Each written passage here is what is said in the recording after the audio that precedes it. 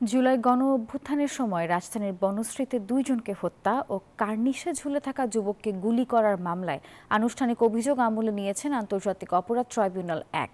একই সঙ্গে সাবেক ডিএমপি কমিশনার হাবিবুর রহমান সহ এই মামলার পলাতক 4 আসামির বিরুদ্ধে গ্রেপ্তারি পরোয়ানা জারি করেন আদালত। ট্রাইব্যুনালে আজ শুনানি করেন প্রসিকিউটর গাজী মনোয়ার হোসাইন তামিম। তিনি সুনির্দিষ্ট 3টি অভিযোগ তুলে ধরেন। সেখানে বলা হয়, 19 জুলাই মোহাম্মদ নাদিম নামে একজনকে গুলি করে হত্যা করে পুলিশ। একই দিন মায়া ইসলাম নামে আরও এক নারী পুলিশের গুলিতে মারা যান। আর এ সময় তার 6 বছরের নাতি মুসার মাথায় গুলি লাগে। এছাড়া বনশ্রীতে ওই দিন কার্নিশে ঝুলে থাকা আমির হোসেন নামে এক যুবককে গুলি করার অভিযোগও আনা হয়েছে 5 আসামির বিরুদ্ধে।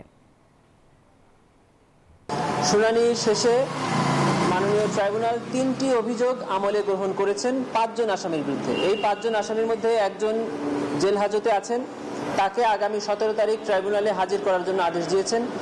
বাকি সাবেক ডিএমপি কমিশনার হাবিবুর রহমান সহ যে 4 জন আসামি আছেন তাদের বিরুদ্ধে গ্রেফতারি পরোয়ানা জারি করেছেন। বান্ডেল থাকলে প্রতি সেনমানিতে টাকা বাঁচবে। বিকাশ সেনমানি বান্ডেল কিনে জিতুন প্রতি লেনদেনে।